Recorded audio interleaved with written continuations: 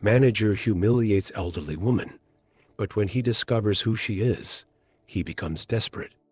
But first, remember to subscribe to our channel so we can keep sharing incredible stories. It was a crisp morning in Chicago, and the Primarket superstore was bustling with customers stocking up for the weekend. Steve Collins, the store's manager, strode through the aisles with a clipboard in hand, barking orders at employees and casting sharp glances at the customers. Known for his no-nonsense approach, Steve rarely showed patience, especially for those he deemed a waste of time. Among the sea of shoppers was Clara Jones, a diminutive elderly woman dressed in an old-fashioned cardigan and modest shoes. Her silver hair was neatly combed, and her warm smile contrasted with her worn-out attire. She stood in front of the organic produce section, scanning the rows of items. After a few minutes, she hesitantly approached Steve, who was organizing a display of imported fruits. "Excuse me," Clara said softly, her voice polite but firm. "Could you tell me if these apples are organic?" "The sign is unclear." Steve barely glanced up from his clipboard, irritation flashing across his face. "If you can't read the sign, maybe you shouldn't be shopping here," he muttered. His tone was curt, laced with disdain. Clara blinked but remained composed. "Thank you," she said quietly before stepping away. Her calm reaction only seemed to annoy Steve further. As Clara wandered the store, several employees watched the interaction uneasily. Among them was Emma, a cashier who often felt the brunt of Steve's temper. "Why does he always act like that?" she whispered to a coworker, shaking her head. By the time Clara finished her shopping, Steve had dismissed the encounter from his mind. To him, she was just another insignificant customer. But as Clara exited the store with her modest bag of groceries, the quiet determination in her eyes hinted that this was far from over. Days passed, and Steve Collins resumed his routine, ruling over Primarket with his usual sharp tone and dismissive attitude. However, there was a subtle tension in the air. Regional supervisors and unfamiliar faces from corporate had begun making surprise visits to the store, evaluating operations with clipboards in hand and murmuring among themselves. On one particularly busy afternoon, Clara Jones reappeared. This time, she wasn't alone. Accompanying her was a sharply dressed young woman carrying a sleek tablet. The contrast between Clara's simple attire and her companion's professional demeanor caught the attention of both employees and shoppers. Clara moved leisurely through the aisles, occasionally asking questions about the products or the store's policies. Meanwhile, the young woman took notes diligently, her expression unreadable.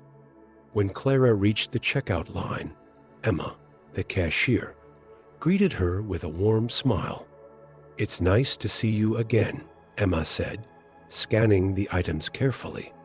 "Thank you, dear," Clara replied, her voice carrying a hint of warmth.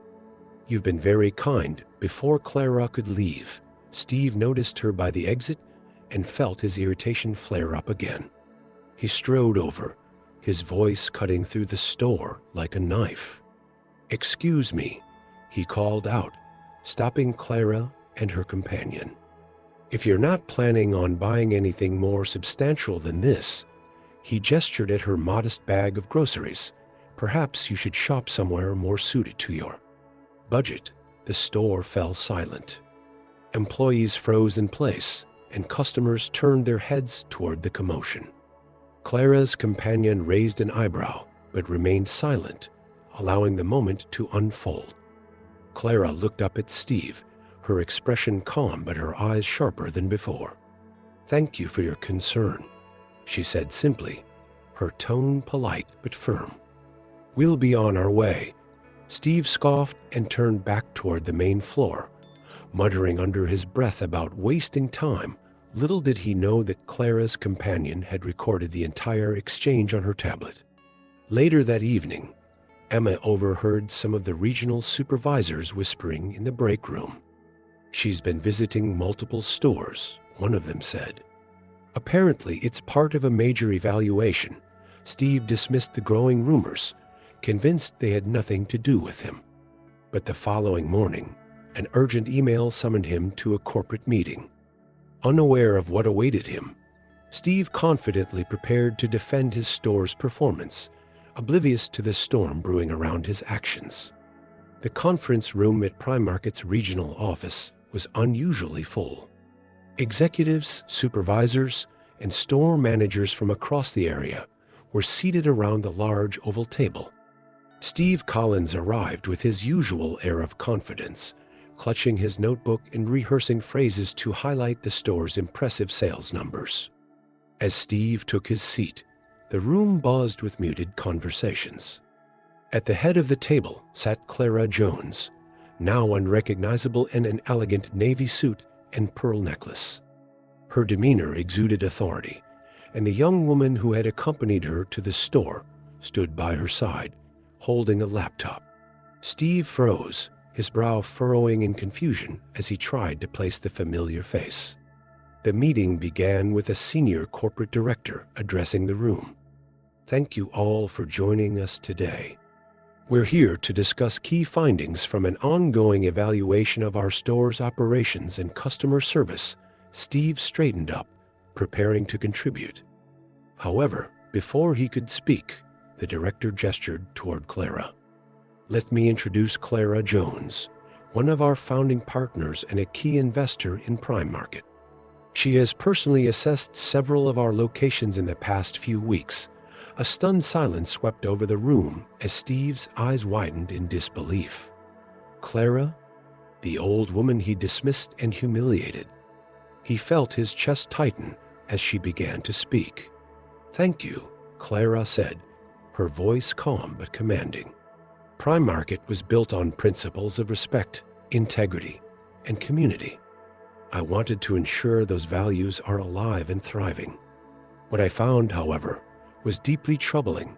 She clicked a button on her remote, and a video played on the screen.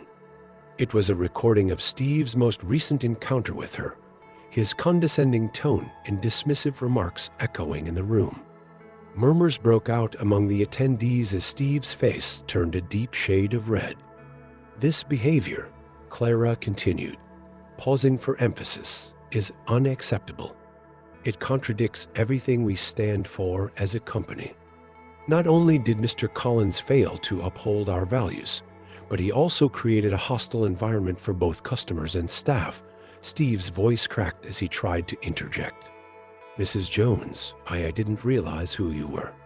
"If I had known," Clara raised a hand, silencing him. "It doesn't matter who I am. Every customer, regardless of appearance or circumstance, deserves respect. You failed that test." The room remained silent as Clara delivered her final remarks. "Effective immediately, Mr. Collins will be relieved of his position. We will be implementing new training programs across all locations to ensure this behavior is never repeated." Steve slumped in his chair, too stunned to speak. As the meeting concluded, Clara's piercing gaze lingered on him. "I hope you reflect on this experience, Mr. Collins. Perhaps it will teach you the value of humility." For Steve, the word stung more than the loss of his job. Steve Collins sat in his car in the Primarket parking lot, staring blankly at the steering wheel. The reality of his dismissal had begun to set in, but the weight of Clara's words lingered even more heavily.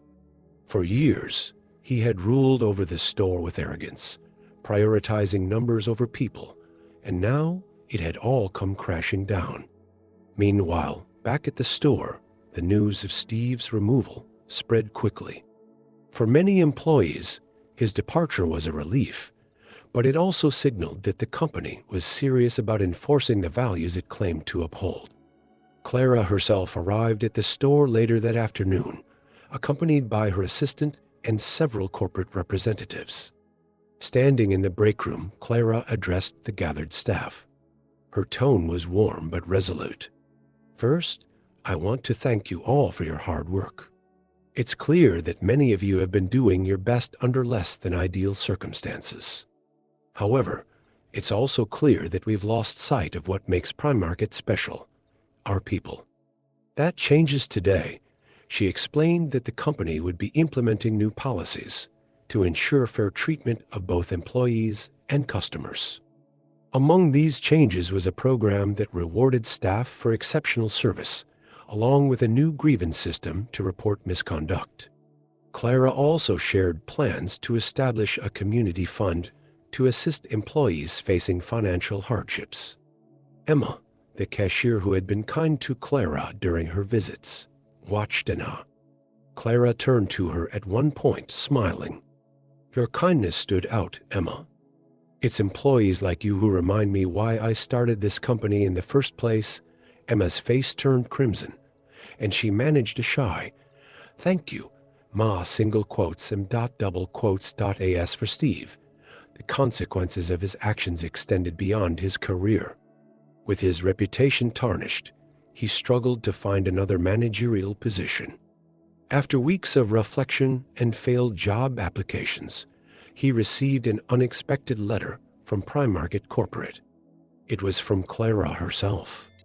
In the letter, Clara outlined an opportunity for Steve to join a new corporate program focused on rehabilitating former employees who had been let go for ethical lapses.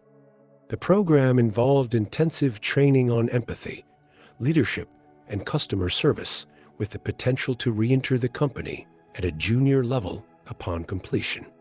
Steve was torn. Pride told him to reject the offer, but another part of him, a quieter, humbler voice, urged him to reconsider. Swallowing his ego, Steve signed up for the program. As the months passed, Steve found himself in situations that forced him to confront his past behavior. Volunteering at food banks, listening to stories of hardship, and learning from customer service experts reshaped his perspective. Slowly, he began to understand the profound impact of compassion in both business and life. Back at Primarket, Clara and her team continued to implement changes that revitalized the store's atmosphere, turning it into a model of respect and community. The culture shift was felt by both employees and customers, marking the start of a new era for the company. Months later, a transformed Steve Collins stood outside a modest community center in downtown Chicago. His posture was different, now no longer rigid with arrogance, but softened by humility. He had just completed the corporate empathy training program Clara had offered, and today marked his first official task in his new role, overseeing a Primarket outreach event aimed at supporting underprivileged families. Inside the bustling center, volunteers in Primarket shirts handed out bags of groceries to grateful recipients. Steve moved among them, ensuring everything ran smoothly. Though his position was a significant step down from his former role, he found unexpected fulfillment in the work. For the first time, he felt he was making a difference. As the event wound down, Steve noticed a familiar face at the far end of the room. Clara Jones, dressed in a simple cardigan, was chatting warmly with one of the families. She caught his eye and walked over, her expression unreadable. "Mr. Collins," she said, her tone calm but firm. "It's good to see you again." Steve straightened, the weight of guilt still pressing on him. "Mrs. Jones," he began, his voice low, "I can't thank you enough for this opportunity. I don't deserve it after the way I behaved." Clara studied him for a moment before speaking. "You didn't deserve it then, no, but the man standing in front of me now, he's different. You've taken the lessons to heart, and that matters." Steve nodded, his throat tightening. "I've learned more in these past months than I ever did as a manager. I see now that leadership isn't about control, it's about service." A small smile tugged at Clara's lips. "Exactly. And that's why I wanted you here today, to see the real impact Primarket can have when it's guided by compassion. If you're ready, I'd like to discuss your future with the company." Steve blinked, surprised. My future? Clara nodded. Yes, I believe in second chances, Mr. Collins. If you're willing to continue this path, I'd like to reinstate you as a store manager, not at Primark's flagship store, but at one of our smaller community-focused locations. I trust you'll bring the lessons you've learned to lead with integrity. Steve's eyes widened. I don't know what to say. Say you'll do better, Clara said simply. He nodded firmly. I will ... In the months that followed, Steve took on his new role with a renewed sense of purpose. At his new store, he prioritized the well-being of both customers and employees, fostering a positive environment that quickly became a model for other locations. Meanwhile, Clara continued her work to transform Primark into a company that embodied its founding values. Her interactions with employees and customers inspired loyalty and respect, proving that kindness and leadership could coexist. One day, Clara returned to Steve's store for a routine visit. She found him at the front, chatting cheerfully with an elderly customer. Steve caught sight of her and approached with a genuine smile. "Mrs. Jones," he said, "thank you for everything." "I wouldn't be here without you." Clara shook her head. "You wouldn't be here without yourself, Mr. Collins." You made the choice to change ... As she left the store, Clara couldn't help but feel a sense of pride. What had started as a test of humility had blossomed into something much greater, a reminder of the power of redemption and the importance of staying true to one's values.